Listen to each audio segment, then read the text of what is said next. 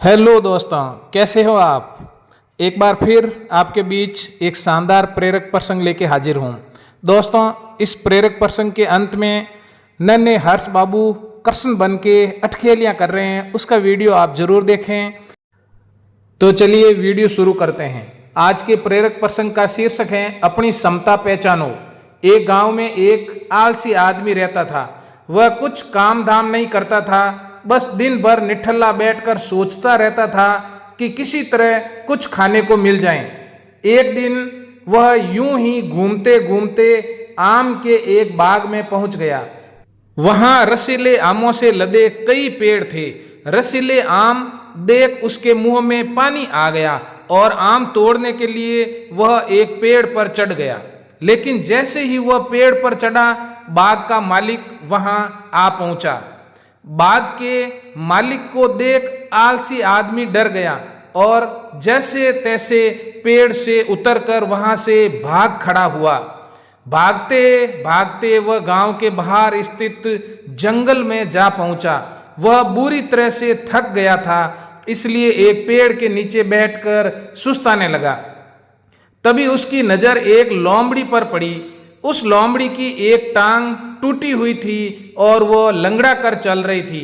लोमड़ी को देख आलसी आदमी सोचने लगा कि ऐसी हालत में भी इस जंगली जानवर से भरे जंगल में ये लोमड़ी बच कैसे गई, इसका अब तक शिकार कैसे नहीं हुआ।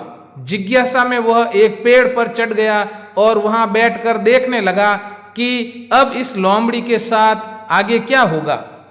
कुछ ही पल बीते थे कि पूरा जंगल शेर की भयंकर दहाड़ से गूंज उठा, जिसे सुनकर सारे जानवर डर कर भागने लगे। लेकिन लोमड़ी अपनी टूटी टांग के साथ भाग नहीं सकती थी, वह वहीं खड़ी रही। शेर लोमड़ी के पास आने लगा। आलसी आदमी ने सोचा कि अब ये शेर लोमड़ी को मारकर खा जाएगा, लेकिन आगे जो हुआ वह कुछ अजीब था।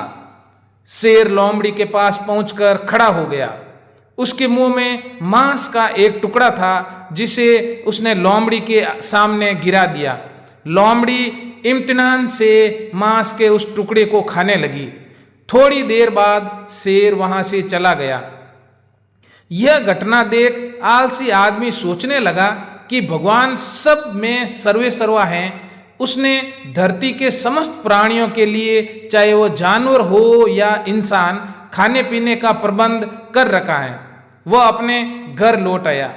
घर लौटकर वह 2-3 दिन तक बिस्तर पर लेटकर प्रतीक्षा करने लगा कि जैसे भगवान ने शेर के द्वारा लोमड़ी के लिए भोजन भिजवाया था, वैसे ही उसके लिए भी कोई न कोई खाने पीने का सामान ले आएगा। लेकिन ऐसा कुछ नहीं हुआ। भूख से उसकी हालत खराब होने लगी। आखिरकार उसे घर के बाहर निकलना ही पड़ा। घर के बाहर उसे एक पेड़ के नीचे बैठे हुए बाबा दिखाई पड़े।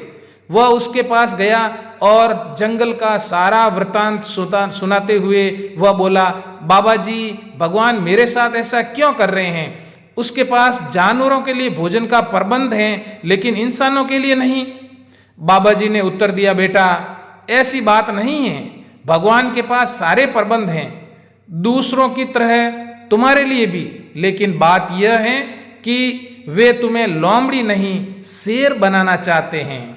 दोस्तों, इस कहानी से हमें शिक्षा मिलती है कि हम सबके भीतर क्षमताओं का असीम भंडार है। बस अपनी अज्ञानतावश हम उन्हें पहचान नहीं पाते और स्वयं को कमतर समझकर दूसरों की सहायता की प्रतीक्षा करते रहते हैं।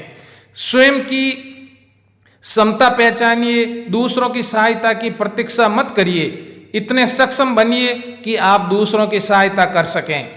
सदैव प्रसन्न रहिए। जो प्राप्त हैं पर्याप्त हैं, जिसका मन मस्त है उसके पास समस्त हैं। दोस्तों, इस कहानी के आगे छोटे हर्ष बाबू मेरे दोहिते, जो कि कृष्ण बने हैं, उसकी अटखेलियां हैं। आप उनको जरूर देखें और आनंद उठाएं। और वीडियो के अंत में हर्ष बाबू टेडी बियर के साथ खेलते हुए आपको दिखेंगे।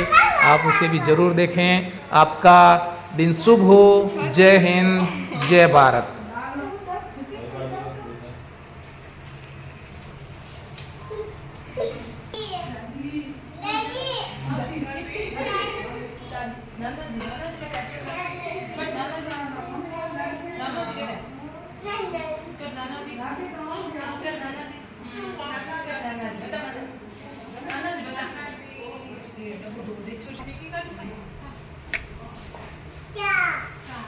ए बिट्टू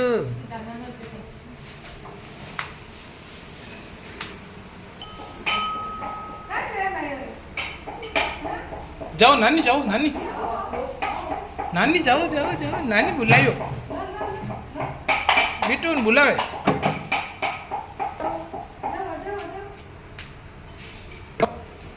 नानी बुलायो पढ़ो जाओ जाओ